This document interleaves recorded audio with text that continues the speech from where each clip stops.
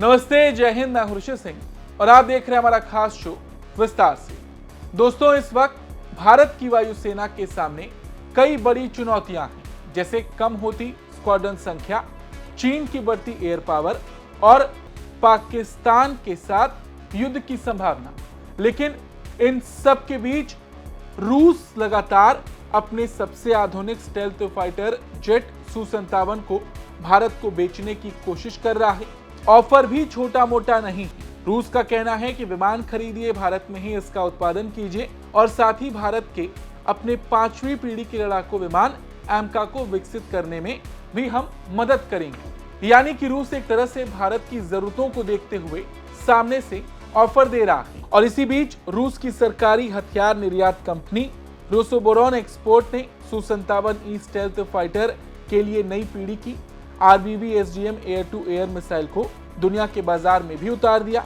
दावा है कि ये मिसाइल ज्यादा दूर तक मार करेगी, दुश्मन के इलेक्ट्रॉनिक जैमिंग को भी मात देगी और फायर एंड फॉरगेट तकनीक के साथ बेहद सटीक निशाना लगाएगी। ये बड़ी बात इसलिए है क्योंकि ये सब कुछ ऐसे समय पर हो रहा है जब रूस लगातार भारत को Su-57 बेचने की कोशिश कर रहा है। लेकिन इन सब के बावजूद जब भारत कई मोर्चों पर फंसा है, एक तरफ चीन है, एक तरफ पाकिस्तान है और सबसे बड़ी बात, इस वक्त भारत को लड़ाकू विमानों की जरूरत भी है।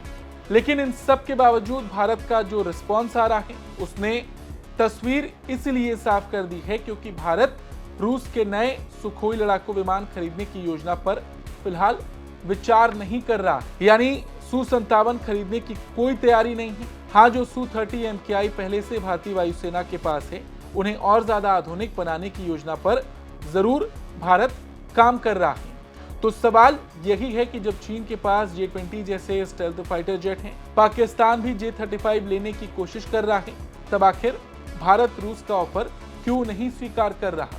और वो भी तब जब रूस लगातार अपने हथियारों को डेवलप कर रहा है।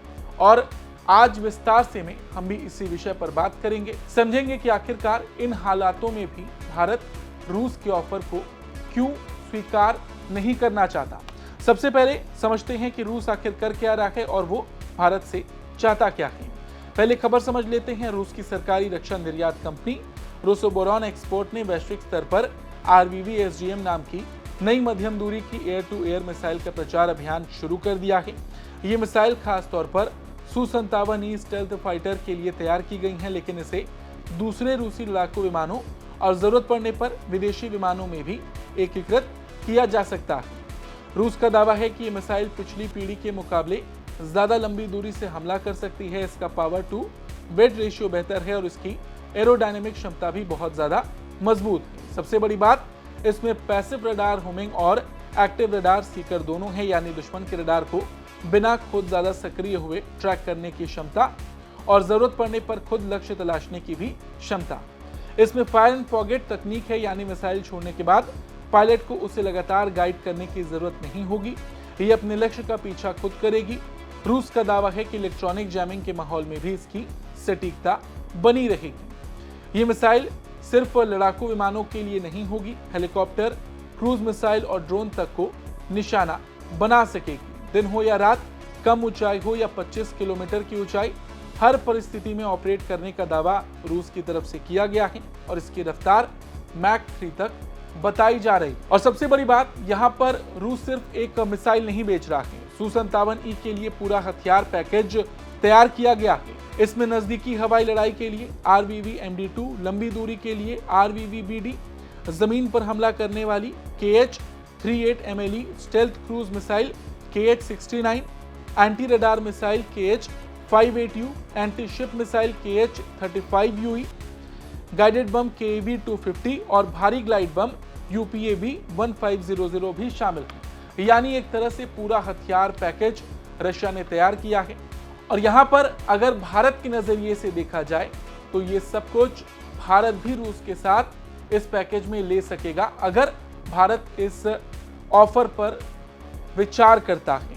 अगर यहाँ पर Su-57E की खासियत की बात की जाए तो ये इन हथियारों को अपने अंदर बने इंटरनल वेपन बे में लेकर उड़ सकता है। इससे विमान की स्टेल्थ क्षमता बरकरार रहती है क्योंकि हथियार बाहर लटकाने से रडार सिग्नेचर बढ़ जाता है रूस तो ये तक कह रहा है कि Su-57 ही दुनिया का इकलौता 5वीं पीढ़ी का लड़ाकू विमान है जो KH-69 जैसी लंबी दूरी की क्रूज मिसाइल को इंटरनल वेपन बे में रखकर स्टेल्थ मोड में ले जा सकता है।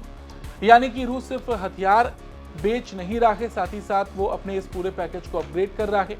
अब यहाँ पर अगर हम भारत का एंगल अगर समझें तो रूस पिछले 1.5-2 साल से लगातार भारत को Su-57 बेचने की कोशिश में है। पहले एरो इंडिया में एक्सपोर्ट वर्जन Su-57E का प्रस्ताव दिया गया। इसके बाद कहा गया कि भारत चाहे तो इन विमानों का निर्माण अपने यहाँ कर सकता है। रूस ने यहाँ तक कहा कि Su-30 MKI बनाने के लिए भारत में जो इंफ्रा पहले से मौजूद है उसी का इस्तेमाल Su-57 बनाने में किया जा सकता है। राष्ट्रपति व्लादिमीर पुतिन ने भी सार्वजनिक रूप से कहा कि रूस भारत के साथ बिना किसी शर्त के इस परियोजना पर काम करने में तैयार है। यानी रूस सिर्फ विमान नहीं बेचना चाहता बल्कि भारत को अपने साथ 5वीं पीढ़ी के लड़ाकू विमान कार्यक्रम में जोड़कर रखना चाहता है। और यही वजह है कि इस बार रूस का फोकस सिर्फ फाइटर जेट नहीं बल्कि उसकी मारक क्षमता पर भी है। नई RBV SDM मिसाइल को लॉन्च करके रूस दुनिया को ये संदेश देना चाहता है कि Su-57 अब पहले से कहीं ज्यादा खतरनाक कॉम्बैट प्लेटफॉर्म बन चुका है। दरअसल पिछले कुछ महीनों में रूस ने न सिर्फ Su-57 का प्रचार किया बल्कि उसके पूरे वेपन इकोसिस्टम को अपग्रेड करने पर जोर दिया। यानी रूस दुनिया को ये बताने की कोशिश कर रहा है कि अगर कोई देश Su-57 खरीदता है तो उसे सिर्फ एक स्टेल्थ फाइटर जेट नहीं बल्कि एक पूरी आधुनिक एयर कॉम्बैट क्षमता मिलेगी और यही संदेश भारत तक भी पहुंचाया जा रहा है। लेकिन जैसा कि हमने कहा कि भारत ने अभी तक इस पर हरी झंडी नहीं दिखाई और अगर सही शब्दों में कहें तो भारत ने एक तरह से अभी तक इस ऑफर पर विचार भी नहीं किया क्योंकि भारत का फोकस कहीं और है और उसकी कई वजह हैं। पहली वजह भारत का पुराना अनुभव। भारत और रूस पहले भी FGFA यानी 5th generation fighter aircraft project पर साथ काम कर चुके हैं, लेकिन बाद में भारत इस परियोजना से बाहर निकल गया।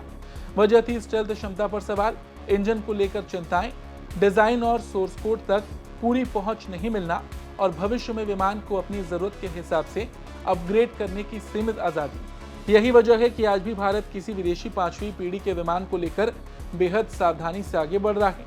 दूसरी वजह मेक इन इंडिया। भारत अब सिर्फ हथियार खरीदने वाला देश नहीं बनना चाहता। लक्ष्य है कि भविष्य की तकनीक और इसी सोच के साथ एमका यानी एडवांस मीडियम कॉम्बैट एयरक्राफ्ट परियोजना को सबसे ज्यादा प्राथमिकता दी जा रही है। सरकार नहीं चाहती कि अगर बड़ी संख्या में Su-57 खरीद लिए जाएं तो एमका पीछे छूट जाए, क्योंकि ऐसा पहले भी हो चुका है जब विदेशी प्लेटफॉर्म आने के बाद स्वदेशी परियोजनाओं की रफ्तार धीमी पड़ गई। यानी सरकार की प्राथमिकता साफ है, लंबी दौड़ में अपना लड़ाकू विमान तैयार करना। अच्छा, यहाँ पर एक और बड़ी चुनौती है। एमका अभी विकास के शुरुआती चरण में है। रक्षा विशेषज्ञों का मानना है कि इसकी पहली उड़ान में अभी कई साल लग सकते हैं। अगर देखा जाए तो 8 से 10 साल कम से कम लगेंगे, यानी कि अगला 10 साल भारत को लगेंगे एक 5वीं पीढ़ी का लड़ाकू विमान बनाने में। और यहीं पर सवाल खड़ा होता है कि आखिरकार भारत को दूसरे विमानों पर विचार करना चाहिए। लेकिन ऐसा नहीं है कि भारत कुछ कर नहीं रहा है, क्योंकि चीन और पाकिस्तान की चुनौती सामने है। चीन लगातार 5वीं पीढ़ी के लड़ाकू विमान पर काम कर रहा है। चीन के पास आज J-20 बड़ी संख्या में ऑपरेशनल हैं। इसके अलावा J-35 भी तैयार हो चुका है।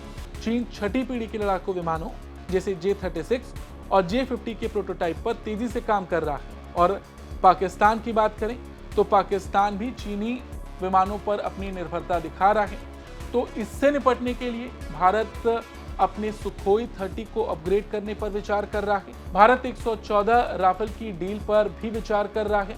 और सबसे बड़ी बात, भारत अपने तेजस प्लेटफॉर्म को विकसित कर रहा है, तेजस को और अपग्रेड कर रहा है, तेजस MK2 पर काम कर रहा है। साथ ही साथ एमका पर भी भारत का फोकस है। कुल मिलाकर देखा जाए तो रूस का ऑफर बहुत बड़ा है, लेकिन रूस के साथ कई चुनौतियां भी हैं। सबसे बड़ा कि रूस यूक्रेन युद्ध में फंसा है और जो पुराने हथियार, क्योंकि भारत के पास कई रूसी हथियार हैं, भारत ने रूस से S-400 खरीदा।